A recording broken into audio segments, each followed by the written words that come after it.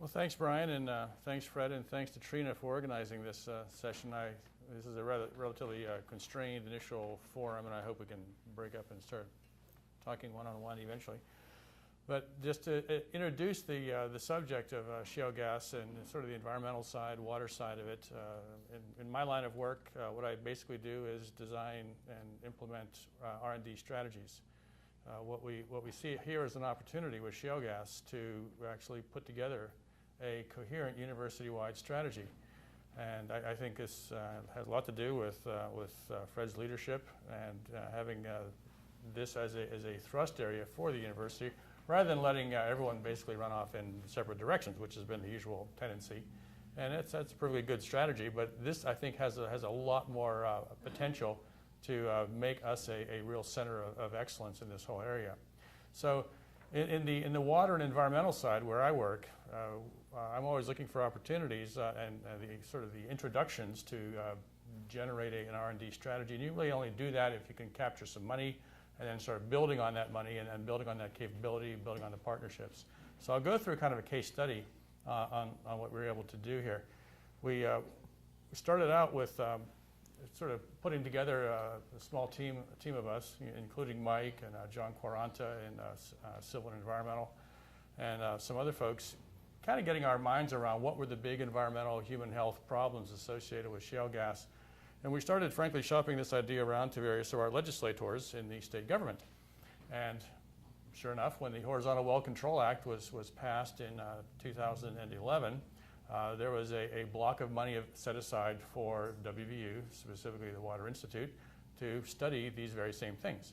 So that gave us an opportunity now to actually get our feet on the ground, develop some data, develop some industry relationships, and get some, frankly, papers in the literature, so as to develop that momentum, so that when people see WVU, see the names associated with these programs, they say, well, they have some credibility because they've got papers in nice journals.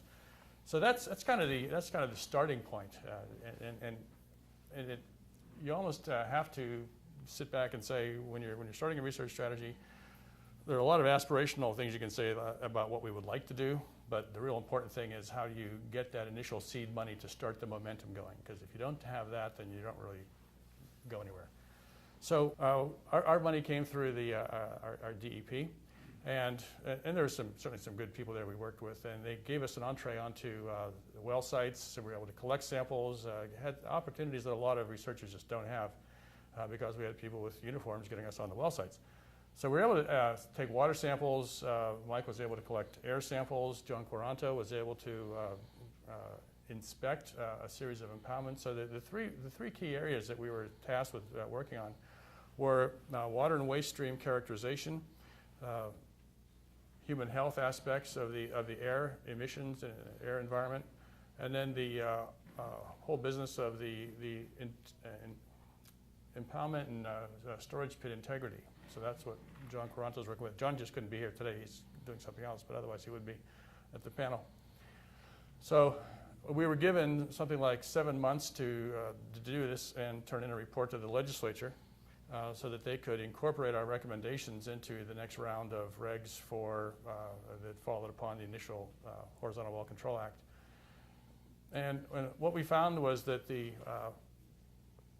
we were able to put together a series of recommendations. We found that the biggest problems were just poor inspection, poor systems control on the sites, and this is not universal across all of the companies. We found a big variation among the various players in the gas field.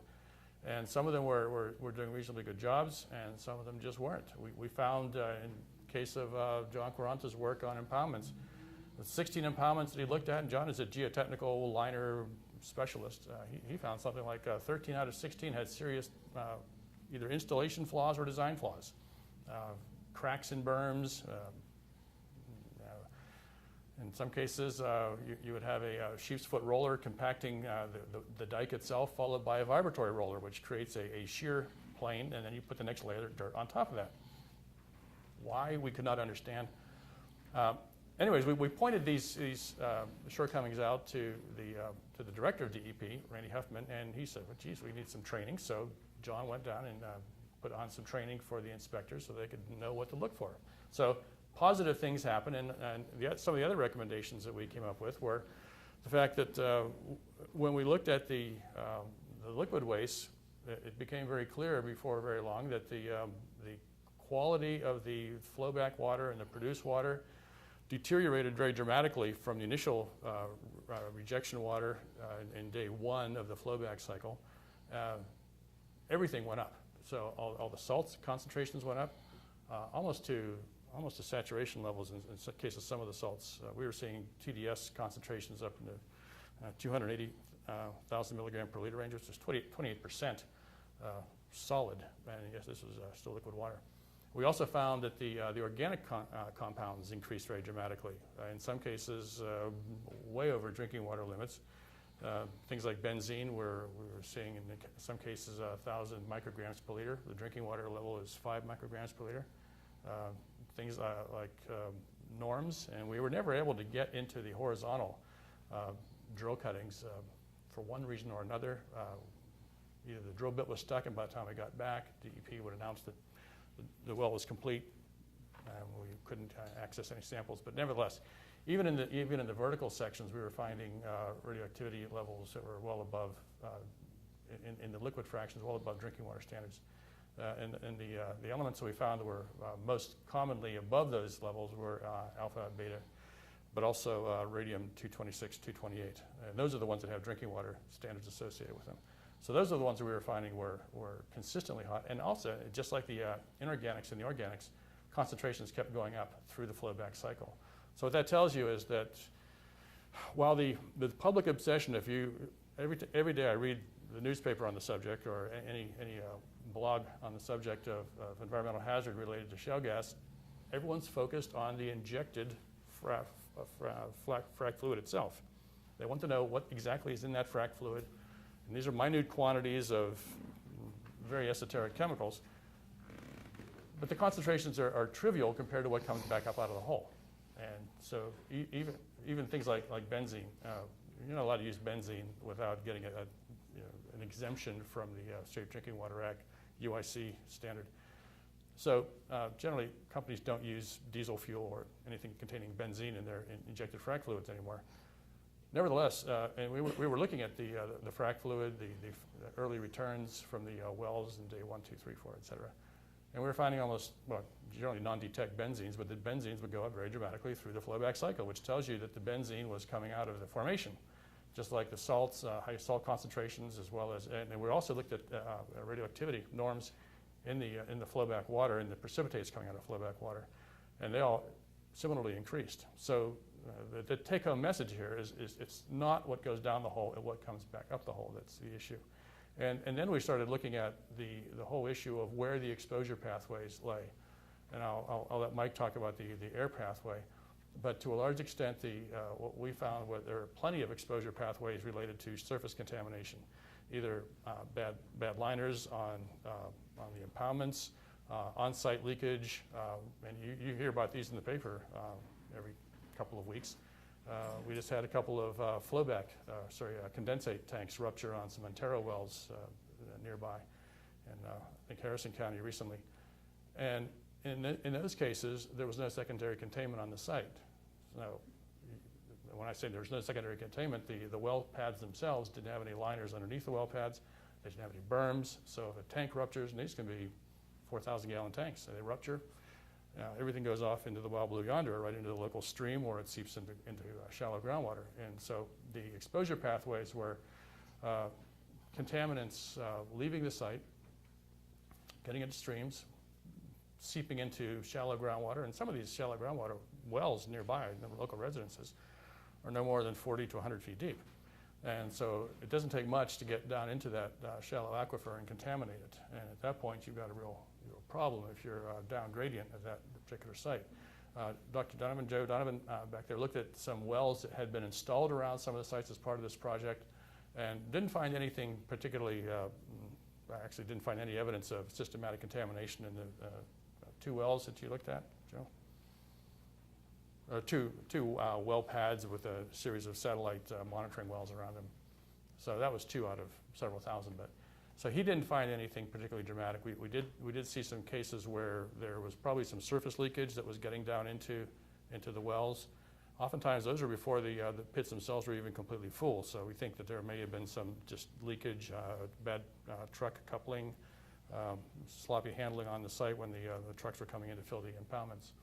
So those kind of institutional controls we think are critical. The fact that we're seeing cases or sites with compromised linings, that's just bad inspection, bad installation. Those things certainly need to be fixed. To a large extent, we felt that if you took care of a lot of the housekeeping issues, I would call those largely housekeeping issues, these are not rocket science, that you would eliminate a lot of the human health risk and exposure, and just, again, institutional controls. We certainly don't know enough about the solid waste side of it because we never really got to sample the drill cuttings themselves from the horizontal legs, and the mass of drill cuttings from a typical horizontal transition will be somewhere between 500 and 800 tons per well. So it's not a trivial, that's 3 big train cars full of stuff. There are 3 components to that waste stream, and one of them is the drill cuttings themselves, the other is the sort of end of life cycle drill muds, and then the third are going to be the precipitates. So when you take these flowback fluids back, a lot of them are recycled now as opposed to disposed of. So, but in order to recycle, you have to run them through generally plate and frame presses, filter presses, and so you generate a very fine textured black mucky stuff that and the closest we were able to get to that were some precipitates and some of the impoundments, and those are some of the hottest stuff that we saw with respect to norms and also organic compounds and inorganics. So we think that there's that stuff is probably a lot hotter than the drill cuttings themselves and part of the drilling mud, even though those we looked at TCLP standards on the liquid fractions of those 3 types of materials, and there's no way they could pass a TCLP if they couldn't even pass it on their own water. So all of these would flunk TCLP, which gets us to the next point. Our recommendation to the legislature was that even though the EPACT of 2005 excluded drilling waste from RCRA, Resource Conservation Recovery Act, which determines what is or is not a hazardous waste, and it also does that on the basis of the TCLP test, that we still recommend to the legislature several times that the TCLP test nevertheless be used, and for organics and inorganics, there are 2 different TCLPs. Using those same criteria, determine whether or not those materials are hazardous or non-hazardous and whether they ought to be going to a typical municipal landfill, which is a RCRA Class D, or a RCRA Class C, which is a hazardous waste.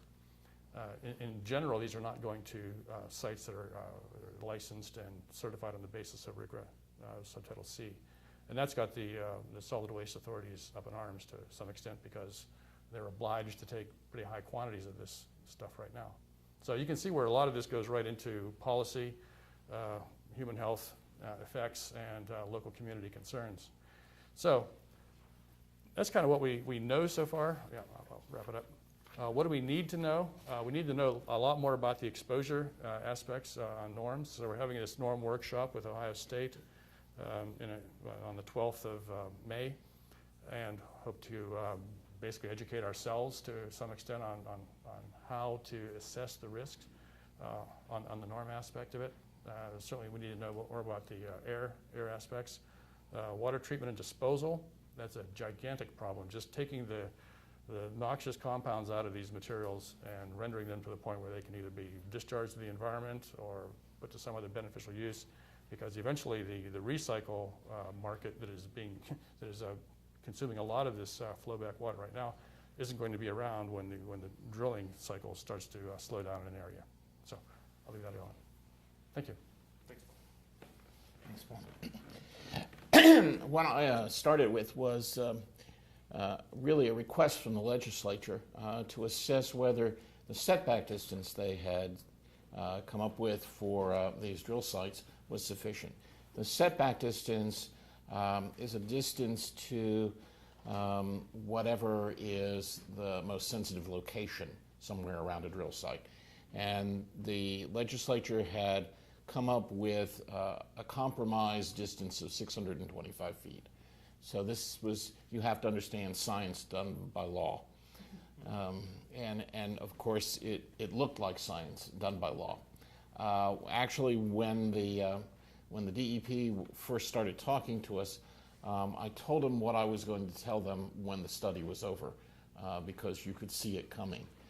It was kind of that plane. The meteorology and the topography of West Virginia does not lend itself to a one-size-fits-all distance back from a site for emissions from that site.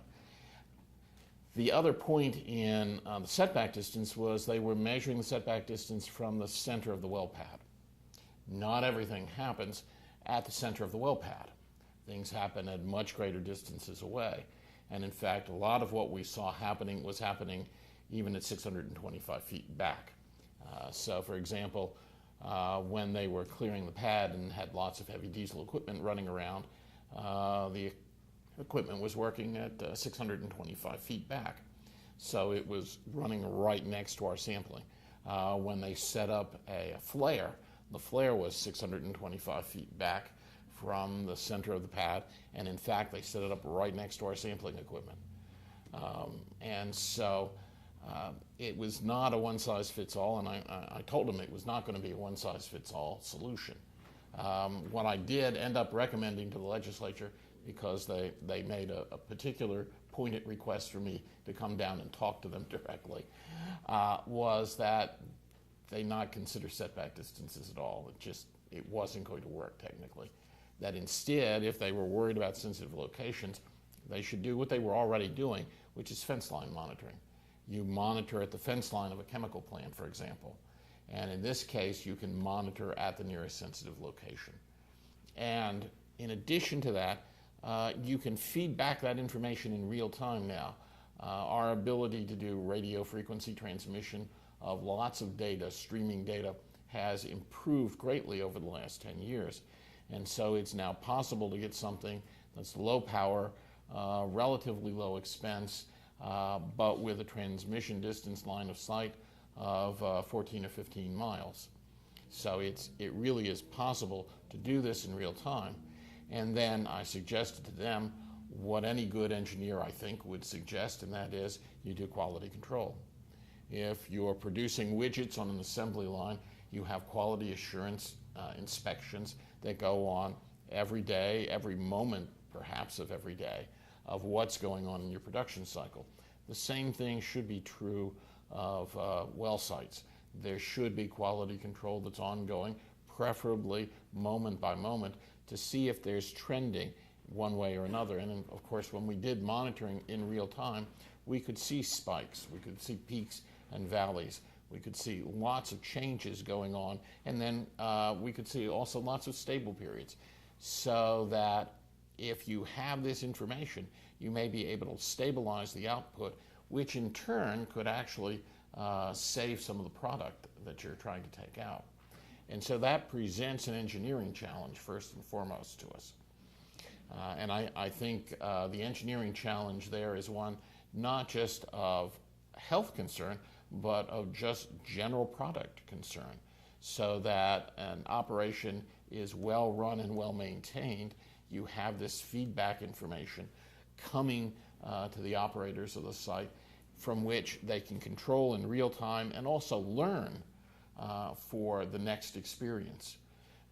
In addition to that, I had suggested to the legislature that that data all be done transparently, let everybody see it. Make it available in real time as well to the communities. There's been a lot of talk in a lot of communities that all sorts of secret things are going on at these well sites. As far as I can tell, there are no secret things going on at the well sites. And most of the people I spoke with were more than willing to have their data seen in real time and more than willing to try to learn from anything that they were doing that the data might show. So I think that may be a hopeful situation in which we can, in fact, bring the industry and the community a little closer together. I don't claim to be able to bring you peace in the Middle East, but perhaps in the interim, at least, we can get people talking to one another.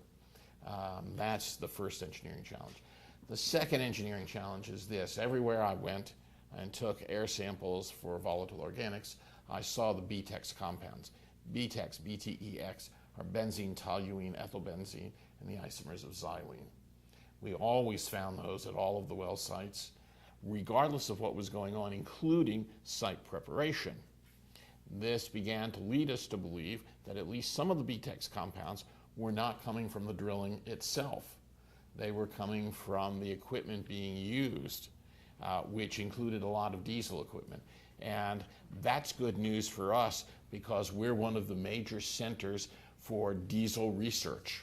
And I think there's a lot of opportunity here for us in diesel research and learning how to produce cleaner diesel engines, not just cleaner burning from the point of CO2. Sure, get the CO2 levels down, but don't produce something toxic in exchange for that. And in terms of the toxicity, one of the things that I'm concerned about, particularly from diesel engines, are the ultrafine particles. These are particles less than 1/10 of a micrometer in size. And these are in the literature now, in the health literature, as being of concern for a number of different health conditions, including cancer, cardiovascular disease, and lung disease. And these are all diseases that we see in excess of the national average in West Virginia. So there's already a background that's of concern here. Raising those levels could be very problematic.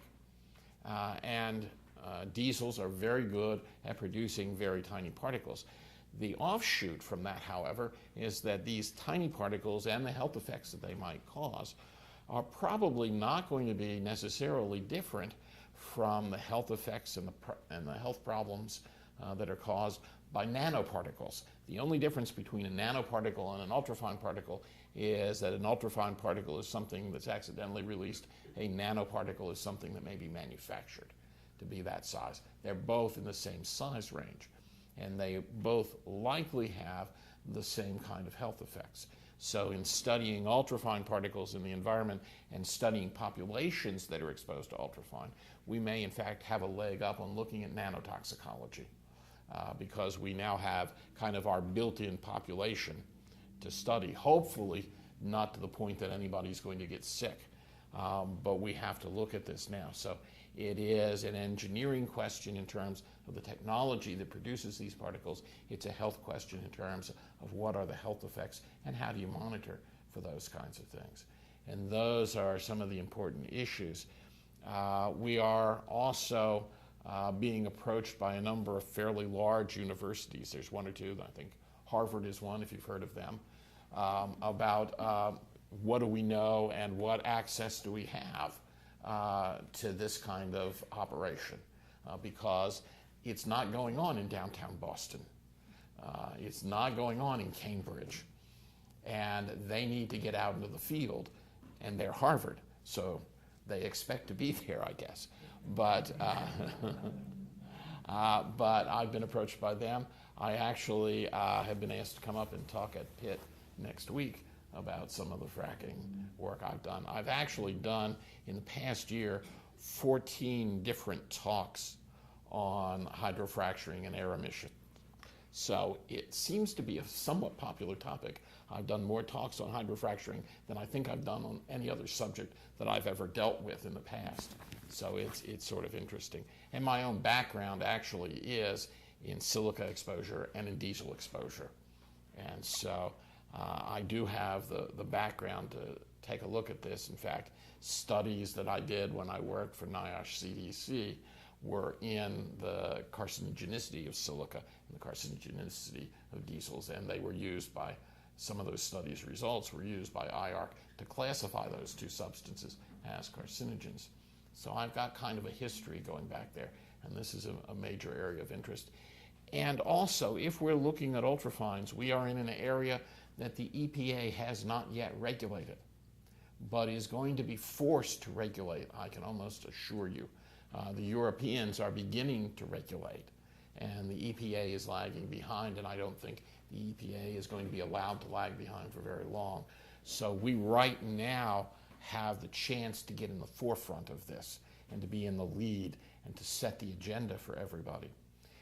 both with our understanding of how the particles are produced and our understanding of what happens from a health standpoint after they're produced. So we have a population. And we unfortunately have a relatively unhealthy population in West Virginia. If you look at the national statistics on health, West Virginia ranks 49th or 50th, depending upon which survey you look at. And if you have a population that's already unhealthy, then the effects of things that may cause cardiovascular disease or cancer may well be magnified in this population. So we owe it to this population to do this kind of work, and we have the opportunity to be in the forefront of doing this kind of work. Benzene was the most common constituent that we found that was over some recommended limits. The Agency for Toxic Substances and Disease Registries, ATSDR, which is part of CDC, who I used to work for, which is the only reason why I know what ATSDR stands for, has a set of minimal recommended levels of exposure for certain kinds of organic compounds.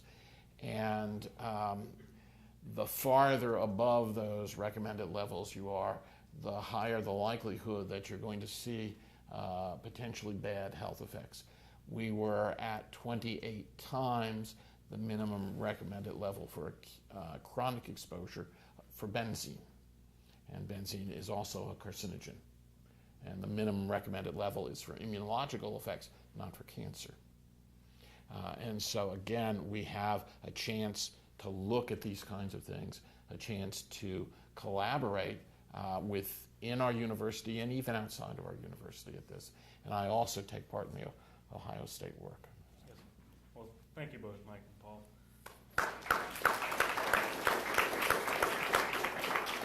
So what we want to do now is open up the floor to questions for Mike and Paul, or me and Fred. And so, Paul, you were mentioning, like you said, I think it's a really important issue in that the flowback water is worse than the injected water. I think it was yesterday or today, it was announced that Baker Hughes was going to disclose every component in their frac fluid and their compositions without regard to industry proprietary issues. Do you think these are related, or do you think do you think the public really needs to be informed much more about what the true issues are? Yeah, in fact, in filling out the, I forget what it's called already, but the LinkedIn thing that we're doing. Dating interests. Yeah, my dating interests in this water world. If I were king, I would look at all of our environmental regulations and classify them two ways. One are the things that we overregulate that really don't matter, and then the other is the things that we don't regulate at all that really do matter. And it's largely because of the way the Clean Water Act is developed. There are no NPDES permits on well sites, and it's really a state jurisdiction rather than a federal jurisdiction. So for reasons like that, you see a real disparity in the way that we focus. The whole issue of the actual frac fluid itself, there are databases online where you can access all of that information. What the companies really don't want you to have are the specific ratios that they use, and more particularly, how they change those ratios from one geological setting to another. That's really proprietary information, and I think is really no one's business but the companies. But if you try looking for any of those compounds, and a lot of them aren't particularly noxious, you'll be hard-pressed to find them just because the dilution is so high initially, and then it's being diluted with formation water once it comes back up the hole, and so much of it is lost in formation. So if you're looking for things to worry about, it's not the injected fluid. It's a canard. Mm-hmm. So Mike, I would ask you, you mentioned that the 650-foot setback is an instance of policy guiding science. How can WVU play a lead? Now, the two of you have been very active in informing the West Virginia legislature and the DEP for what is some science issues and trying to use science-based policy. But how can the rest of us in the room get involved, and what would you recommend for us to really be looking at in terms of how can we have science that might be able to inform policy? Well, first of all, some of the engineering questions that go with this setback distance and doing away with the setback distance are how do you do good quality control of the production process? How do you keep things very stable? And how do you use that information that's coming back in the best and most appropriate fashion? There's very little experience in the industry on that, and so we also can set the trend and be in the forefront of doing this. I think we are gathering some of this information, or trying to gather some of this information right now with the assistance of the companies. So we will see what's going on initially, but I think that has to be carried through. I think we need industry partners to work with us on those questions, to learn from it, and then to pass that knowledge on to others. Well, there are both a number of organics, and also I'm concerned that there are a number of these nanoparticles. And where the nanoparticles come from, in many cases, is the diesel equipment.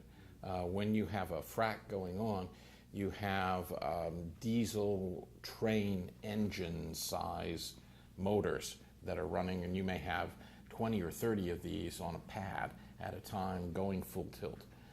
And so you can get both organics and the small particles out of there. And obviously, there are all sorts of organics being produced coming up out of the hole if it's wet gas. And a lot of what we're doing around here, most of the drilling that's lucrative is in the wet gas, because the wet portion refers to liquids, organic liquids that come up with the gas and in fact are very saleable. And so there may be exposures to all of those kinds of things, and it's probably not surprising that you might see something like this. The problem that we have here in West Virginia in trying to talk about setback distances is that if you're up on top of a mountain and you've got a strong wind blowing, the distance back you might have to go to be safe is likely, in all things being equal, to be less than if you're sitting down in the valley, particularly maybe in a closed situation where one end of the valley is closed, or maybe even both ends of the valley are closed, where you can have temperature inversions that hold things within the valley. And so there you could be much farther than 625 feet and still have a problem. On top of the mountain, you could be much closer perhaps than 625 feet and not have a problem. And so those kinds of things have to be taken into account. And some of the studies out in Colorado may be appropriate to that, and some may not be. But the idea is, in fact, to know what's there and to try to control what's there. I didn't speak to the legislature actually until I had spoke both to the environmental groups in the state and to some of the industrial groups in the state. And actually, I think both were in fair agreement that that sort of approach was a much better idea than just a one-size-fits-all. So if an industry wants to have a drill site much closer to a sensitive location, then they have to be held to a higher standard of stricter controls and not producing higher concentrations. And monitoring is the way to tell that. And in fact, monitoring may in fact be the way of controlling that because it allows you to know what's going on. It's not an unheard of situation. In fact, the legislature was actually pretty quick in pointing out to me that they do it as a standard technique down in Charleston already, where they have fence line sampling around the chemical plants.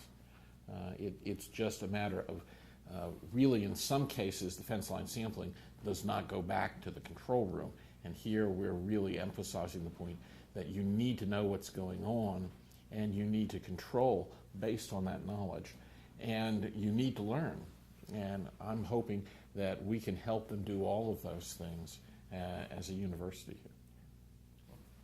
If I may say one more thing that I didn't really get into in my main discussion is regarding exposure pathways, and one that is I think really is a ripe area for R&D here at WVU, is the whole business of well casing integrity.